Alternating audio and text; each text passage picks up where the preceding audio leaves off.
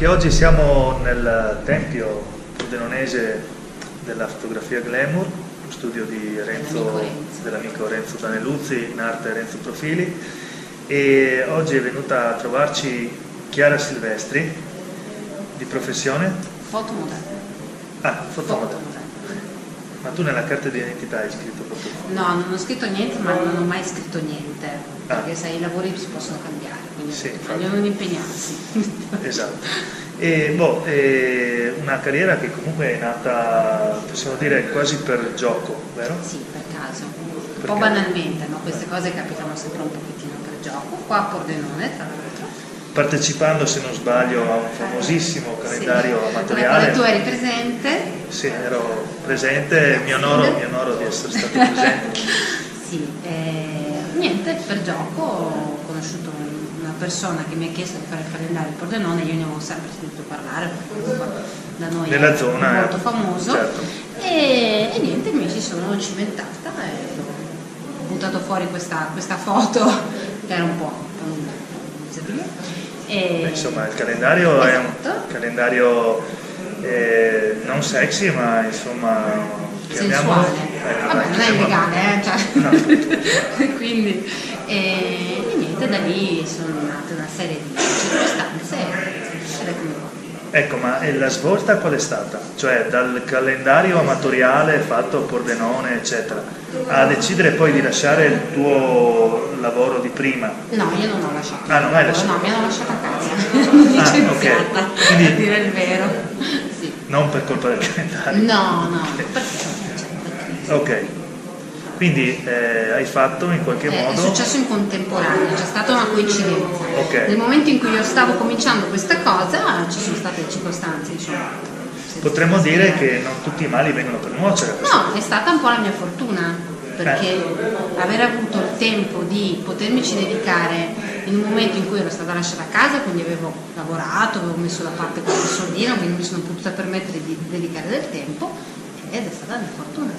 Io però penso che nella vita in generale, qualunque lavoro tu fai, ti devi aprire sempre uno spiraglio di qualsiasi altro genere. Ci vuole sempre un piano B. Esatto. Quindi avevo cominciato questo percorso così senza farmi strane fantasie e per ora sta andando bene. Io più che lavoro lo definisco un'esperienza lavorativa, perché definirlo un lavoro questo insomma ci vuole. È una bella esperienza, la sto vivendo, lo sto facendo bene. Ecco, la mia fortuna è stata forse che anche negli hobby e nelle cose che io facevo tanto per passare il tempo ci ho sempre messo l'impegno. E mettendoci l'impegno poi la fortuna... I risultati arrivano. Esatto. Ma quindi dimmi, il tuo primo importante lavoro qual è stato? Beh, cioè, sicuramente il lavoro che ti ha fatto dire ok, posso continuare, ho imboccato la strada giusta, posso continuare a dedicarmi anima e corpo a questa cosa. Sicuramente l'edit su Playboy e su GQ. Sei stata anche su Playboy? E su Panorama. Playboy me lo sono perso. Non sei aggiornato, no. Non è possibile. Sì. Ah, ok, quindi sei uscita nell'edizione italiana di Playboy? Sì, abbiamo fatto le 6 questions, non so se tu le conosci, sono praticamente... Beh, posso dire, un bel salto dal calendario delle Pordenonesi a Playboy Italia. Beh, insomma, per gradi, cioè, nel senso... Prima c'era il calendario, l'ho fatto volentieri, poi mi ha chiesto Playboy, l'ho fatto volentieri, insomma è stato un onore per me in realtà. Poi ho visto che comunque hai il tuo seguito su Instagram e ho visto delle belle foto, per esempio di recente da Fuerteventura, quindi il lavoro ti porta abbastanza in giro per il mondo. Sì, lì appunto si unisce la fotografia al landscape, quindi la donna o l'uomo, ci sono stati anche... Che diventa un elemento del paesaggio. Esatto. Quindi abbiamo usato le dune di Fuerteventura, siamo stati anche in Marocco, sono stata in Marocco a novembre e è stato molto bello, interessante perché abbiamo fatto delle foto nel deserto del Sahara con la sola luce della luna piena, quindi era veramente bello, suggestivo, a livello fotografico è stato un bel lavoro. Senti, hai qualche sfizio, sempre a livello professionale, fotografico, che vorresti toglierti?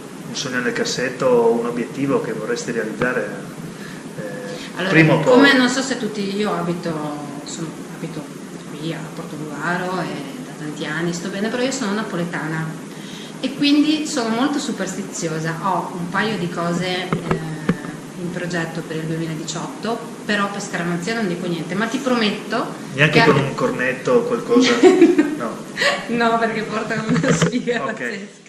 Perché a proposito di Scalogna, il tuo fidanzato che è qua dietro le quinte che ci sta seguendo ci ha ricordato che praticamente il tuo archivio, tutto il tuo archivio adesso è nelle mani di un informatico che sta cercando di recuperare tutte le mie foto, ma perché lì sono... Perché il computer dichiara è andato in tilt e forse... terabyte e terabyte di foto. materiale. Esatto. No, vabbè, lì mi servirà da Ed lezione. è tutto a rischio, tutto l'archivio fotografico. Cioè no, più che altro dopo devo ricontattare tutti i fotografi con la quale ho lavorato e farmi dare... Ma mi mandano a quel paese, ovviamente. Sì, visto che sei napoletana ti fanno... Mettiti un attimo così. Ma vattene! Una domanda te la devo fare perché nasce spontanea, penso anche tra chi ci ascolta, insomma, perché adesso ovviamente scorreranno le immagini, le più castigate, ma quindi immaginatevi le altre. Ma il tuo fidanzato, per esempio, non è geloso di questa strada che hai imboccato? Ce lo chiedo a lui, ma puoi rispondere anche tu. Guarda, no, io non lo so, sinceramente, non è una persona intelligente, è una persona natura, non faccio nulla di male, quindi ti direi di no. Non so. No, dopo dietro le quinte lo chiederò anche a lui. Ma no, ma questa sai, è la risposta ufficiale. Allora, a parte che la fotografia che faccio io non è una fotografia che faccio numeri, cioè nel senso faccio delle foto sensuali, ma insomma, sono anche una donna, quindi penso che per un uomo sia anche un po' un orgoglio, no? Certo. Vedere la propria donna bella fatta in determinati contesti.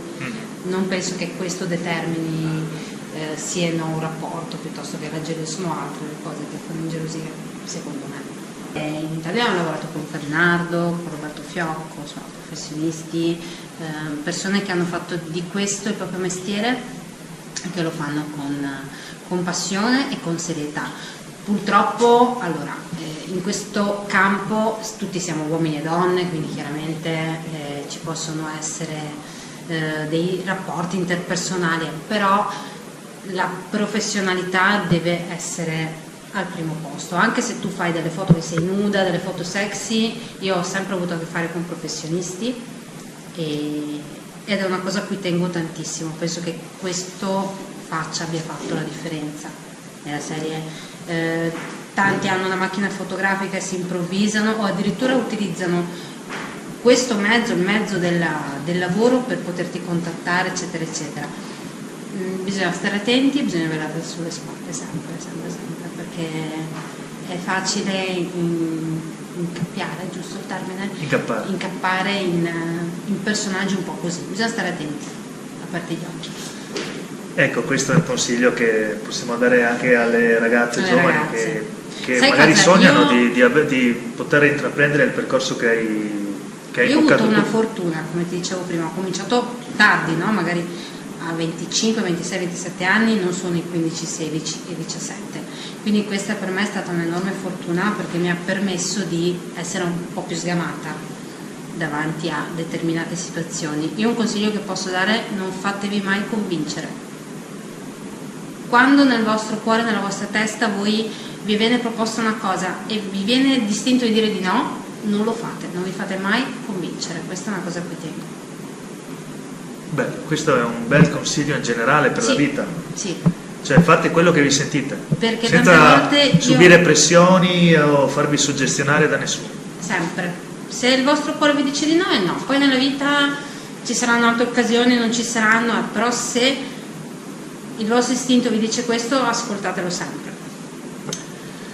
Senti, raccolgo un altro suggerimento da dietro le quinte. Da dietro le quinte. Ok, ma terminata, perché come tutte le vicende umane anche questa bella avventura terminerà prima o poi, speriamo. Non essere triste. Sono triste io per te. Comunque terminerà, durerà il più lungo possibile, ma poi cosa vuoi fare da grande? Come ti vedi? Vorresti restare in questo ambiente, magari come, non lo so, ma io sono molto fatalista in realtà e non faccio progetti. Non sarai mica meridionale. Sì, l'abbiamo già detto. Ebbene sì. E non faccio progetti a lungo termine. Sono sempre in evoluzione, quindi darti una risposta sarebbe una risposta finta. Non ti potrei mai dare, non ho, neanche a 18 anni avevo quella di a 24 anni vorrei fare la modella. Sai cosa? Io ti vedrei in una trasmissione di cucina, ecco, no? A presentare ricette. Vedi? Sono figlia d'arte, sai, mia mamma era cuoca.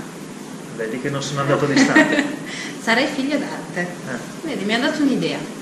Sì, ti vedo tutta infarinata, tutta con il mattarello a tirare la pasta. Certo. Per fare la sfoglia. Fai gli gnocchi. Fai gli gnocchi, li tagli, poi con la forchetta li giri. Magari tu presenti, cioè fai la parte istituzionale della trasmissione, io cucino. Ci sto. Bellissimo. Abbiamo creato un nuovo format. Vedi, esatto. Anzi, cosa farò da grande? La cuoca. In televisione però. Sì, però magari non aspettare 10 anni, facciamolo quando ancora sei giovane e bella, nel senso. Perché? Nel senso, lo so che tu sarai comunque. C'è qualcosa che non mi torna qua. Però per dirti anche l'occhio vuole la sua parte, no? Nel senso, anche se è una trasmissione di cucina. Cosa stai dicendo? Che a 40 anni non potrei sarai comunque bellissima, però perché aspettare? Quindi lanciamo questa proposta a Telefriuli. Esatto, Telefriuli, se avete bisogno di una ragazza che cucina, devo imparare ancora delle cose, però io mi metto a disposizione. Perfetto. E con questo nuovo progetto. Tu però dopo. Devo lavare i piatti? Io cucino ma non lavo i piatti. No, però come la spieghiamo che per esempio i migliori chef sono uomini? Allora, i migliori chef, quelli quindi con le mani pulite. Proprio una parte da comprimare. No, allora no, i migliori chef, quelli con le mani pulite sono uomini, le vere cuoche sono quelle con le mani sporche e sono donne. Vabbè, troveremo un compromesso, ok? E con questa anticipazione, amici, vi salutiamo. Chiara Silvestri e Pier Giorgio Grizzo vi danno appuntamento su queste tavole per il prossimo programma di Telefriuli. Ciao! A presto!